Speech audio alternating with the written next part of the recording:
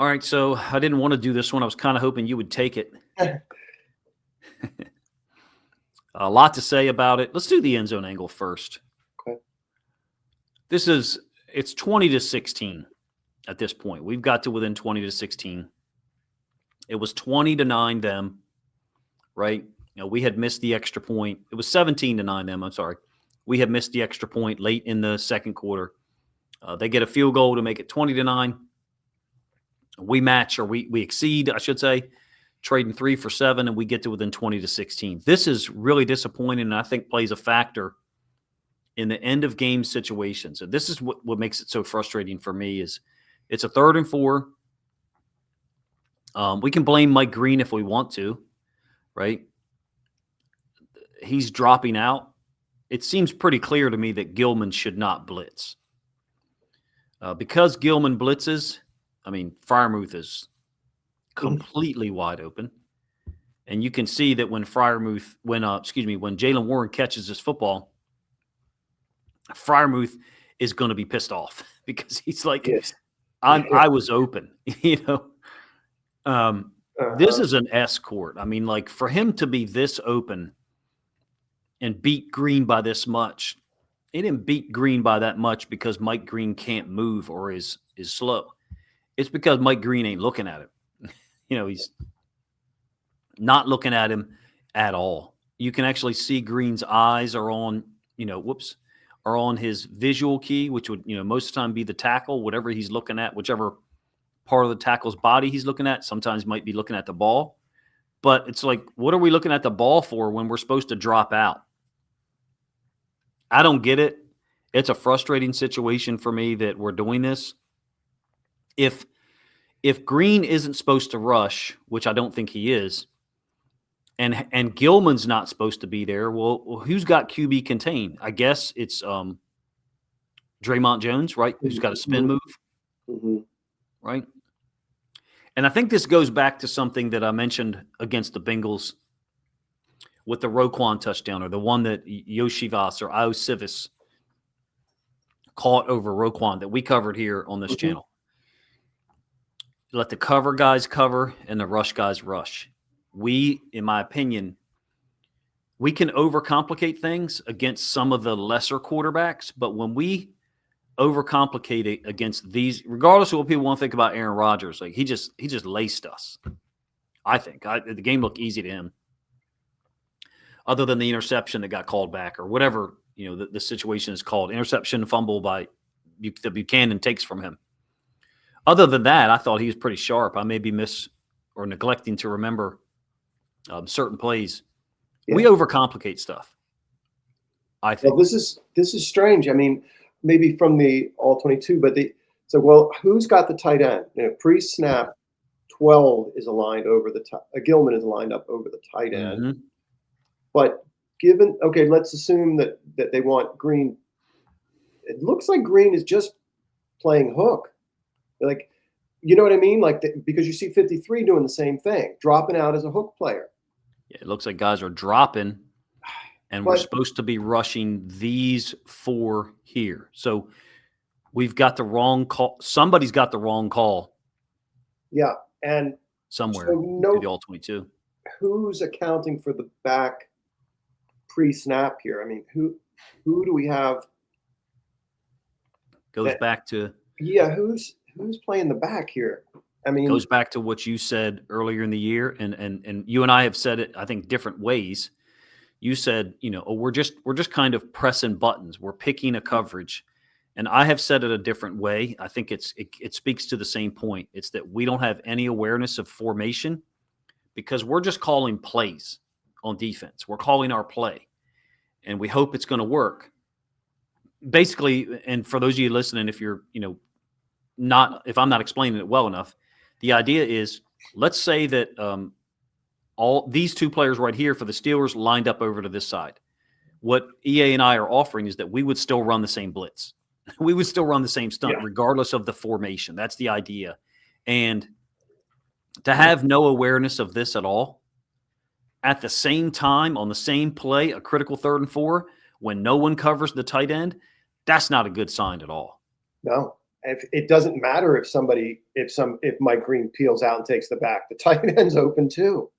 I had a chair thrown at me by a head coach who I will not name for a somewhat similar blown coverage type thing, whereby we blew it, but it wasn't two. It wasn't two on the same play. Basically, this is a blown coverage. This is a blown coverage at the same time that we appear to be doubling up here. What is that? And that's not DK.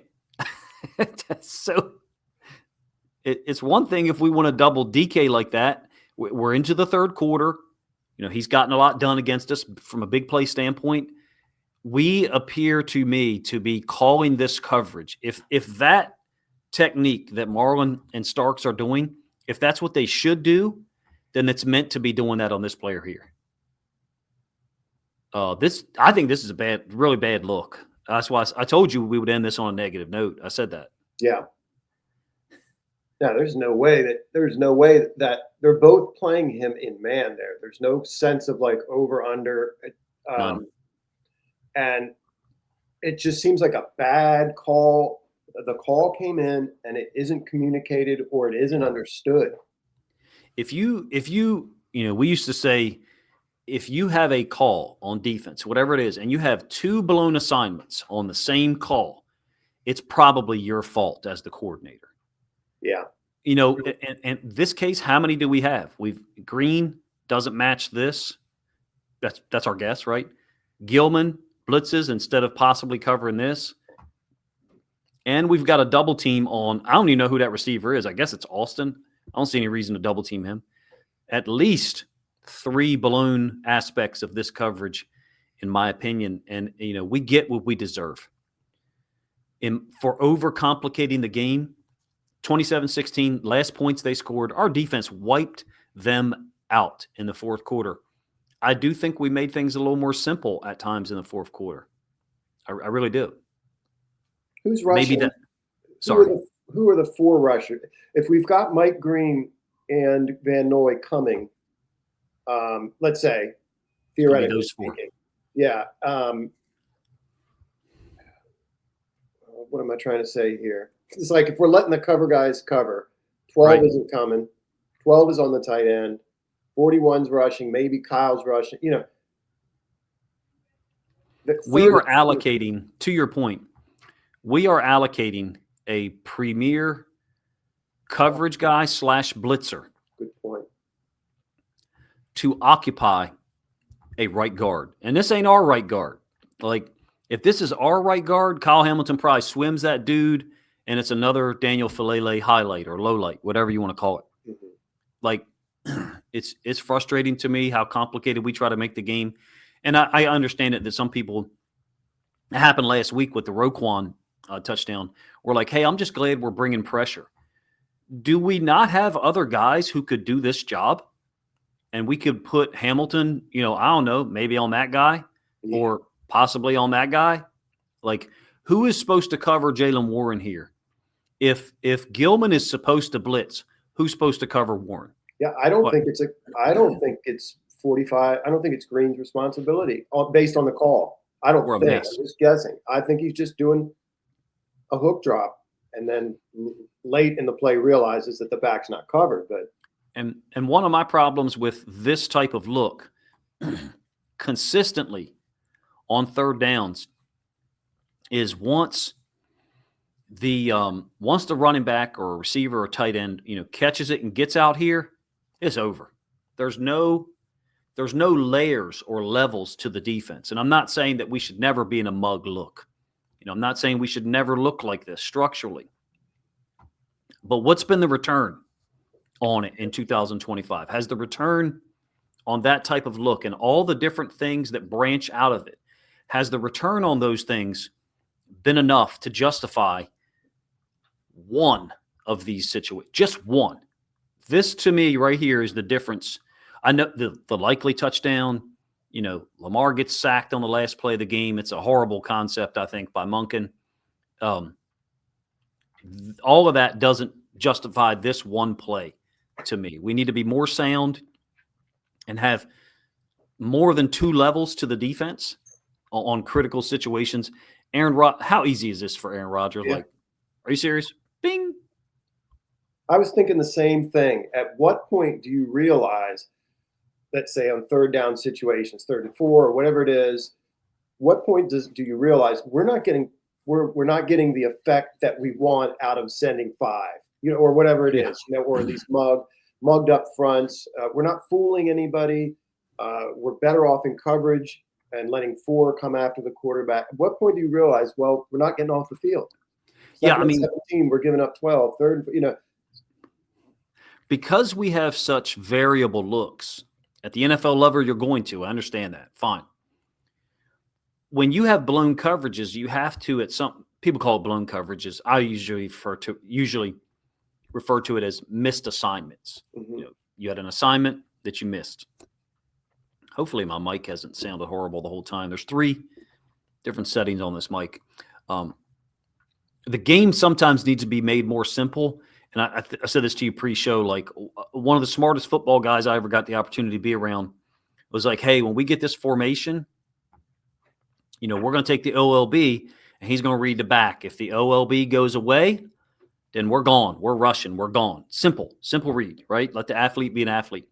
If he, steps up to the middle, we may screen check or we may just rush, depending on, what the call is. But if he releases to the outside, you're going to match him. You're going to not let him cross your face. You're going to violently take your inside shoulder, right shoulder, and put it in his chin or his chest. Very similar to what the Patriots did to Marshall Faulk the first time that they upset the Rams. The Kurt Warner, Mike Martz, St. Louis, I think St. Louis Rams at that point, right? Yeah. So you have something built in there, a one-word check that a player can provide, but we're making the game so complicated. Well, unless we just want to say, oh, this is the rookie's fault. That's fine. Well, whose fault is this? Right. Gilman isn't a rookie. Right. Whose fault is this? Neither one of those guys is a rookie, but the other one ain't. He's an all-pro from 1 year ago. Mhm. So what are we doing structurally with the way we teach the game that this type of thing happens in a huge moment against the Pittsburgh Steelers? Can't happen. And I hope, and this is going to sound sadistic, but I've done this to myself before. Said, I'm going to watch that play 50 times. If it's my fault, I'm going to watch that play 50 times tonight or tomorrow and ingrain it into my stupid head. Don't put kids in this situation again, because and the replaying it over and over. Friends of mine would be like, Coach, you got to stop. I'm like, why? They're like, because no matter how many times you watch it, he's still going to screw up. And I'm like, no, you don't understand. I'm not watching it because, I'm frustrated with the kid. I'm watching it because I'm frustrated with myself that I didn't teach it better in a way that they understood immediately to do what was asked of them. We've got at least 2 missed assignments, if not 3 on this play. I can't really talk about it more without dropping F-bombs. Yeah, it's, whatever this is, week 14. So by some miracle, the Ravens get into a playoff situation, this is going to happen again. They're going to get exploited for the rest of the year, one way or another. They just are. And against a better team or a playoff team, this kind of thing is going to happen over and over again.